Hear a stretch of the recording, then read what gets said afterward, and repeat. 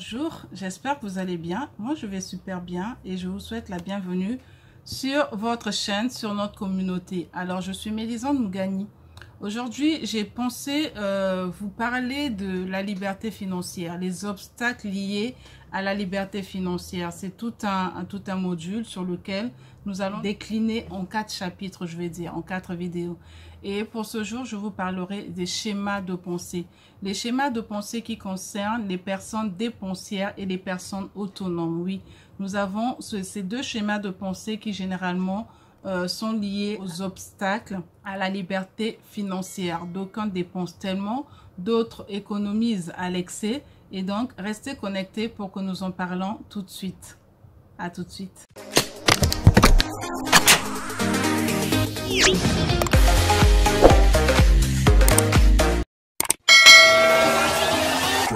Alors, les deux schémas de pensée dont je vous parlerai, ça concerne les personnes dépensières et les personnes économes. En parlant des personnes dépensières, vous avez des personnes qui, quand elles reçoivent leur paye, quand elles reçoivent leur salaire à la fin du mois, ben, elles claquent tout, sans pour autant définir, avoir un plan d'action, sans pour autant organiser leur budget. Non, non, non, elles dépensent tout. C'est des personnes qui ne supportent vraiment pas de laisser un peu d'argent dans leur compte. Pour elles, quand elles ont de l'argent, il faut que cet argent soit dépensé.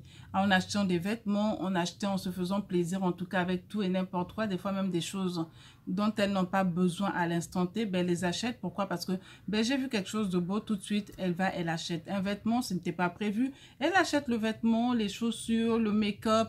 En tout cas, tant que son argent n'est pas fini, elle n'est pas tranquille. Elle ressent comme si des démangeaisons dans leur cœur ou dans leurs mains pour se dire que ben non, j'ai reçu de l'argent, je dois tout claquer. C'est des personnes généralement qui vivent de crédit en crédit. Elles vivent d'avance sur salaire, de quinzaine, de découvert bancaire, de crédit et même des fois des personnes qui vont jusqu'à contacter des bailleurs de fonds pour avoir de l'argent et vivre une vie pour laquelle elles n'ont pas, je dirais, les moyens de leur politique.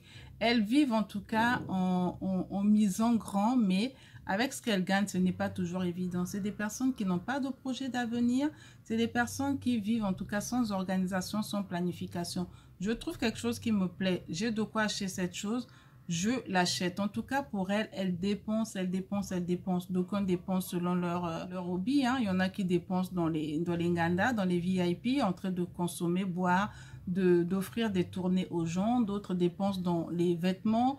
Il y en a d'autres qui sont dans les jackpots, voilà, dans les casinos, en train de dépenser, jouer à des jeux d'hasard, des jeux de change en espérant gagner. Donc, ils sont là pleinement dans le jeu et ils ne se rendent pas compte. Et vraiment, les personnes dépensières sont généralement aussi des personnes, on va dire, qui déshabillent Saint-Pierre pour habiller Saint-Paul. Parce qu'on a deux types de cas. Le premier cas, c'était pour des personnes qui exercent dans une activité, qui sont des employés quelque part et qui vivent de découvert, qui vivent de crédit bancaire, qui vivent d'avance quinzaine, qui vivent de prêts d'entreprise, qui vivent de bailleurs de fonds.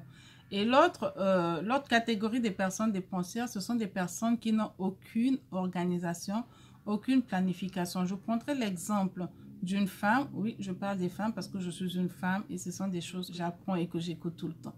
Une femme qui, elle se contente de son répertoire téléphonique, de son carnet d'adresses pour appeler les personnes qui lui font la cour ou des personnes avec qui elle a des relations intimes, voilà. Elle prend des rendez-vous et elle va au bureau. Et généralement, quand elle va voir la personne au bureau, dès qu'elle arrive, elle commence à faire ses scènes, ses jeux et tout se passe dans le bureau. Vous verrez que le directeur, c'est un directeur, il va appeler pour dire à sa secrétaire, ben là, je suis avec Madame Intel qui est venue me présenter un projet. Donc, je ne veux pas être dérangée pendant 1 heure, 2 heures du temps. Tous les rendez-vous que j'avais après, décalez-les pour les lendemains parce que là, je tiens à ce que ce projet me soit présenté sans qu'on m'interrompe. Et le projet, c'est quoi? Ben, le projet, c'est la dame qui est venue pour le détendre et pour qu'il fasse leur gâterie dans son bureau. Le monsieur ressortira de là détendu, avoir fait ces choses, et la dame repartira avec une enveloppe. Mais qu'est-ce qu'elle fera avec cette enveloppe, vu que pour elle, je veux dire, elle a juste besoin de s'entretenir, elle, d'avoir de la belle lingerie, parce que c'est ce qu'elle fait comme activité. Pour elle, elle conçoit ça comme une activité. Et donc, elle misera tout sur elle, avoir toujours cet aspect pimpant pour attirer les regards des gens et pour continuer à vivre cette vie-là. mais son argent n'ira que dans le vestimentaire, son argent n'ira que dans le maintien de son corps parce que c'est son activité, son corps, c'est son capital en fait.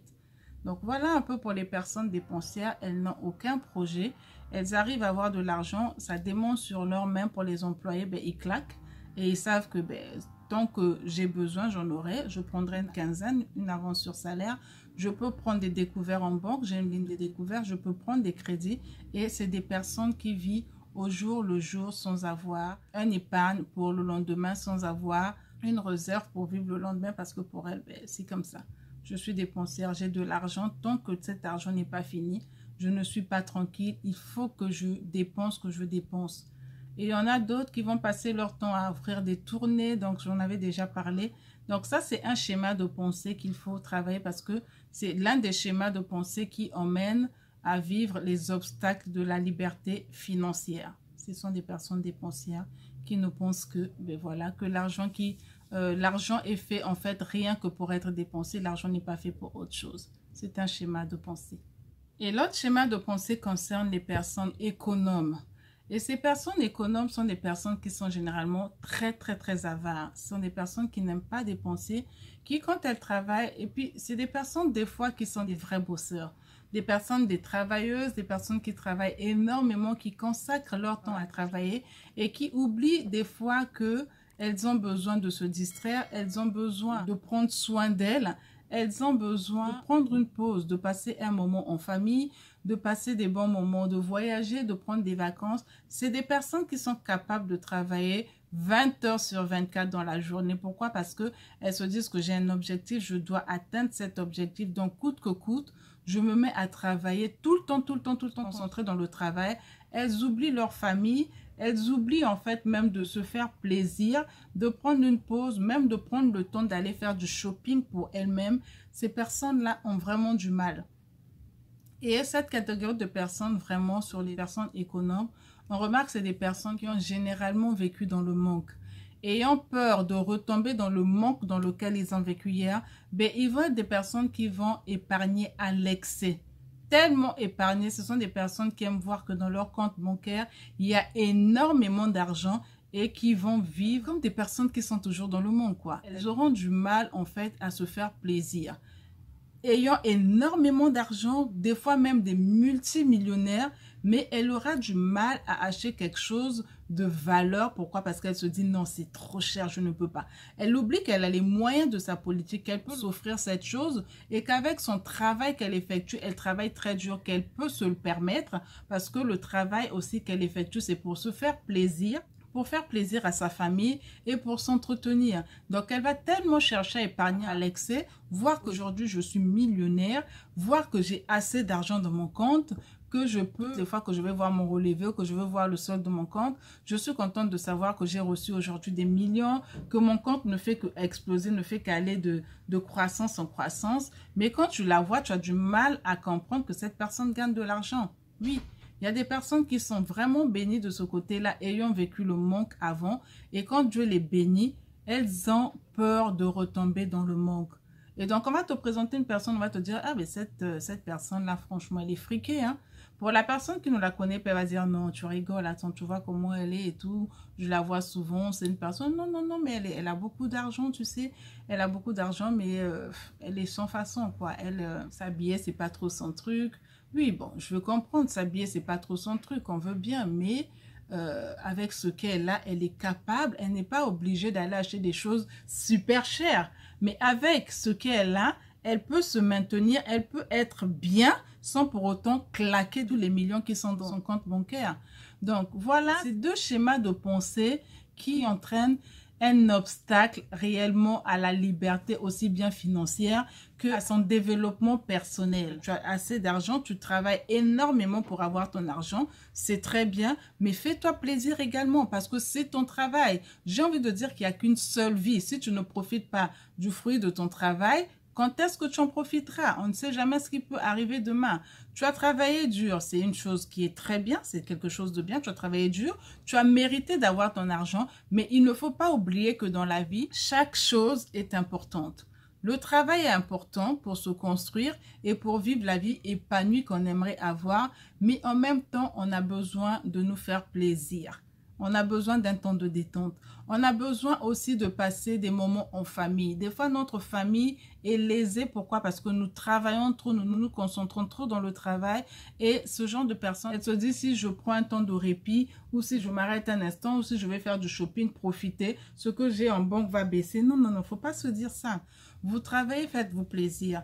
Des fois, ça peut être un blocage que vous avez dans la tête. Donc, faites-vous aider. Vous avez déjà la grâce d'arriver à sortir du manque que vous avez connu hier. Vous devriez en fait maintenant vous faire accompagner pour passer à une autre étape. Parce que tout ça, ça se travaille aussi. Passer à une autre étape, l'étape d'un accompagnement, l'étape d'un coaching où on vous aidera à vous débloquer, à sortir cette pensée que vous avez dans votre tête où j'ai toujours vécu le manque, où j'ai toujours souffert peut-être quand j'étais petite, où on m'a toujours traité d'incapable, mais aujourd'hui j'ai l'argent. Cet argent, des fois, tu l'utilises que pour faire des gros investissements. Mais quand on te voit toi-même, on ne voit pas en fait, tu ne donnes pas le reflet de ce que tu es exactement. Donne le reflet de ce que tu es. La simplicité, c'est quelque chose. L'humilité, c'est quelque chose. Mais tu ne vas pas te contenir ou tu ne vas pas te négliger. Pourquoi? Parce que tu te dis non, je suis simple, je ne veux pas que les gens pensent que je suis gonflé. Non, ce n'est pas être gonflé, c'est ton argent. Tu as travaillé, tu l'as mérité, tu travailles énormément. Tu as besoin de vivre, de jouir de ton argent. Et comment tu vas jouir de ton argent? C'est en te faisant plaisir.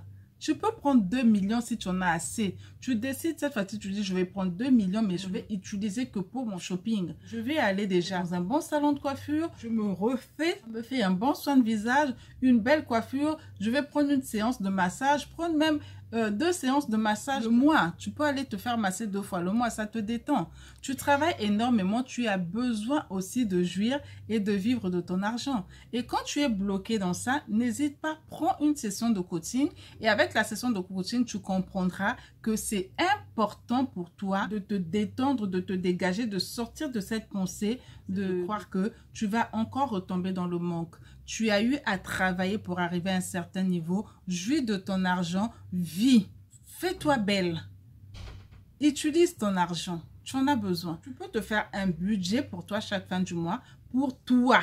Pour vraiment toi, pour jouir de ton argent. Un budget pour que tu jouisses avec ta famille. Que vous ayez des moments de sortir, vous irez au restaurant, que tu aies des moments des fois aussi avec ton épouse ou avec ton époux, de sortir, de prendre un week-end dans un hôtel. C'est toujours bien en tout cas.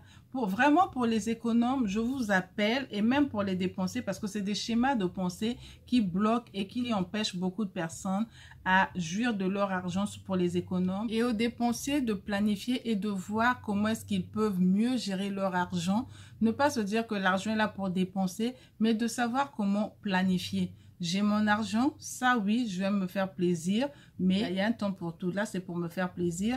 Je ne vais pas acheter des habits tout le temps. Je ne vais pas aller faire des tournées de boissons tout le temps dans les VIP. Ça demande que j'ai une éducation bien précise et que je sache utiliser mon argent à bon escient. Donc, voilà pour les 2 schémas de pensée qui emmènent généralement à vivre des obstacles de la liberté financière et les obstacles du développement personnel en soi concernant les économes. Vous pouvez me contacter si vous êtes dans ce genre de situation. Je me ferai le plaisir de vous aider aussi bien pour les dépensiers que pour les économes. Et surtout, n'hésitez pas. Quand tu es économe, tu as déjà un acquis, tu sais que j'ai travaillé, je ne veux plus retomber dans le manque. Mais sache qu'en utilisant ton argent pour te faire du bien, pour vivre mieux ta vie, parce qu'il n'y a pas de vie, c'est la seule vie. Tu vas épargner à l'excès et qui utilisera cet argent quand tu ne seras pas là? Ce n'est pas toi. Donc, tu auras travaillé pour que d'autres personnes bénéficient de ton argent. Idéalement, c'est pas ça. Tu as travaillé durement pour arriver à un certain niveau. Fais-toi plaisir. Accorde-toi cette possibilité de te faire plaisir.